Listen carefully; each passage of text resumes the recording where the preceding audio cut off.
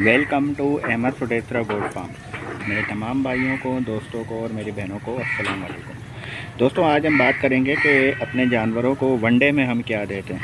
तो वनडे में हम जो इनको देते हैं, अच्छा वनडे का मतलब क्या होता है, बहुत से लोगों को समझ नहीं आता कि वनडा बोलते किसको। अच्छा, ये जितनी भी चीज़ें होती हैं ना, जो अनाज हम जानवरों को खिला रहे होते हैं, जाहिर सी बात है हम एक चीज़ तो देते नहीं हैं, हम 4 से 5 आइटम कम से कम भी जो है उसको मिला के जो हम तैयार करते हैं उसको हम मिक्स को बोलते हैं वनडा। और इंग्लिश में हम इसको टोटल मिक्स राशन भी बोल सकते हैं, TMR भी बोल सकते हैं, और इस तरह से कुछ भी अपने तौर पे नाम दे सकते हैं। अब मुख्तलिफ़ शहर के हिसाब से मुख्तलिफ़ नाम होते हैं, तो इसको वनडा भी कहा जाता है, आप TMR भी कह सकते हैं, और बहुत सारी चीज़ें जो है आप इसको अपने तौर पे नाम दे सकते हैं, और चारा भी बोल सकते हैं, बहुत से लोग चारा भी बोलते हैं। तो अच्छा, सबसे पहले हम बात करेंगे, ये देखें, ये हमारे पास है कटर मकई, ठीक है। ये बहुत ही अच्छी क्वालिटी की कटर मकई है।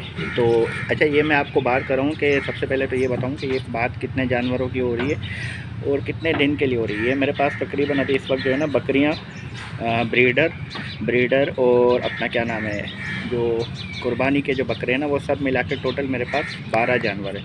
और 12 जानवरों की क्वांटिटी के हिसाब से ये मेरे पास तकरीबन 2 दिन का राशन मैं तैयार कर रहा हूँ, सिर्फ आपको समझाने के लिए। वरना मेरा तो ये होता है कि मैं पूरे महीने का एक साथ ही तैयार कर लेता हूँ ना।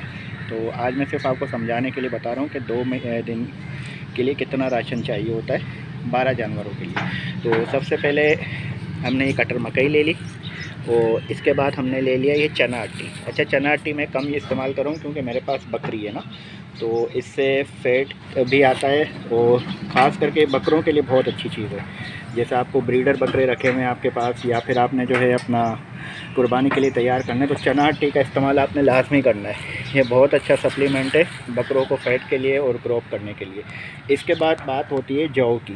ये हमारे पास आ गई जौ, ठीक है। अच्छा, सर्दियों में बहुत से लोग जो है ना जौ का इस्तेमाल नहीं करते, लेकिन मैं आपसे ये कहूँगा कि आप जो है जौ का इस्तेमाल भी करें। इसकी वजह ये कि जौ के इस्तेमाल से फ़ायदा ये होता है कि सर्दियों के अंदर जो है ना हम टोटल काफ़ी जो है गर्म आइटम दे रहे होते हैं ना, जिसमें मकई भी गर्म है, आपकी चना आटी भी गर्म है, चोकर वगैरह, ये सारी चीज़ें गर्म ग़िज़ाओं में आती है। ख़ास करके गंदम है, गंदम का दलिया है, तूड़ी है, तो ये सब जो है ना आइटम गर्म होते हैं। इसके अलावा हम बहुत सी गुड़ वगैरह भी खिला रहे होते हैं, अजवाइन भी दे रहे होते हैं। तो हम ये जौ इसलिए ऐड करते हैं कि ताकि जानवर को एक बैलेंस डाइट रहे। बाज़ दफ़ा ये होता है कि बहुत ज़्यादा गर्म ग़िज़ा खाने से ना, एक तो जानवर बार बार हीट पे आता है, और दूसरी बात ये जो बकरियाँ होती है बार बार हीट पे आती है। और अगर एक और मसला ये होता है कि अक्सर जानवरों को, ख़ास करके बकरों के अंदर ये प्रॉब्लम आती है कि उनका यूरिन बंद हो जाता है। तो इसको मेंटेन रखने के लिए आप जौ का इस्तेमाल लाजमी करें, इससे कोई ठंडक वगैरह नहीं आती। हाँ, ये करेंगे जैसे गर्मियों में आप ज़्यादा इस्तेमाल करते हैं, सर्दियों में थोड़ा सा आप इसकी क्वांटिटी कम कर लें। तो अब मैं आपको बताता हूँ, देखें 1 किलो मैंने मकई ले ली, 1 किलो में आधा किलो मैंने ये आपकी चना आटी ले ली, 1 किलो आपका जौ आ गया, तकरीबन 1.5 किलो ये वाइट छिलका, इसके बाद ये 1 किलो आपका चोकर, और ये आपका आ गया 1 किलो दलिया, ठीक है। तो ये सारी चीज़ें जो है अभी हम मिक्स करेंगे, और मिक्स करने के बाद फिर मैं आपको बताता हूँ कि इसमें और मज़ीद क्या ऐड करते हैं हम शाम के दाने। अच्छा, ये जो हम दाना देते हैं ये शाम के टाइम पे देते हैं, आप इसको सुबह के टाइम भी दे सकते हैं। जैसे जो लोग जंतर और बरसीन वगैरह यूज़ करते हैं, तो उसका तरीका ये होता है कि आप ये सुबह भी इस्तेमाल कर सकते हैं और शाम में भी इस्तेमाल कर सकते हैं। जैसे सुबह आपने बरसीन दाना डाल दिया ये वाला, इसके बाद आपने 12-1 बजे बरसीन डाल दी, और शाम के टाइम पे जो है आपने अपना क्या नाम है ये दाना दोबारा डाल दिया, ठीक है। तो इससे आपका बकरा बहुत अच्छा ग्रो करेगा, और आपको इंशाल्लाह ये डाइट बहुत पसंद आएगी। लेकिन देखें, हमारे यहाँ एक मसला ये है कि हम कोई भी चीज़ खिलाते हैं ना, तो हम चाहते हैं कि बस हफ्ते के अंदर, 2 दिन के अंदर, 4 दिन के अंदर रिज़ल्ट आ जाए। ये आप दाना खिलाएंगे, कम से कम आपका महीना 1.5 के बाद आपको थोड़ा सा इसका रिज़ल्ट पता चलेगा। तो हम क्या करते हैं कि 15 दिन के बाद हमें कोई दाना समझ में नहीं आता, हम उठा के दाना बदल देते हैं, तो इससे जानवर डिस्टर्ब होता है। हमेशा याद रखें, आप जानवर को जो भी चीज़ खिलाएंगे उसको मुस्तकिल खिलाएं, कम से कम 1, 1.5, 2 महीना, 3 महीने तक। और दाना खिलाने से पहले उसको जो प्रोटोकॉल्स हैं ना वो लाजमी पूरे करें, जिसमें डीवर्मिंग होती है, इसके ऊपर मैं अलग से वीडियो बनाऊंगा इंशाल्लाह। और इसके बाद खाल का टीका होता है, वो किस तरह होता है, सारी चीज़ें वो मैं आपको बताता हूँ। और जिगर का टीका, ये 3 प्रोटोकॉल अगर आपके जानवर के पूरे हैं और सही हैं, तो इसके बाद फिर आपको जानवर की ग्रोथ से कोई भी नहीं रोक सकता, ठीक है। तो अभी इंशाल्लाह इसको मिक्स करता हूँ, और इसके बाद फिर मैं आपको बताता हूँ कि मिक्स करने के बाद ये किस तरह से दिखता है।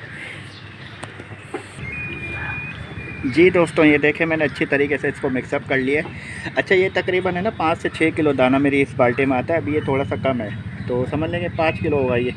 तो इसमें ये होता है कि मैं आधा दाना इनको आज दूंगा और आधा कल दूंगा। अब आपके जहन में ये आएगा कि 12-13 जानवर के बीच में ये आधा दाना आप ये दे रहे हैं, तो इसमें खाली ये नहीं होता। जब शाम को मैं दाना डालूँगा तो उसका मैं सेकंड पार्ट आपको वीडियो में बना के दिखाऊँगा। तो उसमें फिर देखिएगा कि और मज़ीद क्या चीज़ें ऐड होती हैं।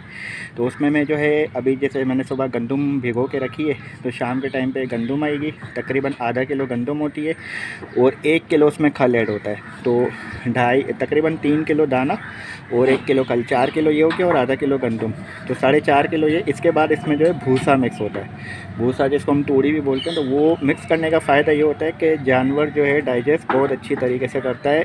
फिर ये देने के बाद फिर आपको कोई ग्राइप वाटर वगैरह है, कोई ऐसी चीज़ देने की ज़रूरत नहीं पड़ती। अच्छा, इसमें आपने, अगर आपके पास दूध वाली बकरियां हैं, बच्चों वाली बकरियां हैं या ब्रीडर हैं या कोई भी जानवर है, तो आपने इसमें 2 चीज़ें और ऐड करनी है। तो वो आपने पहले से मिक्स करके नहीं रखनी।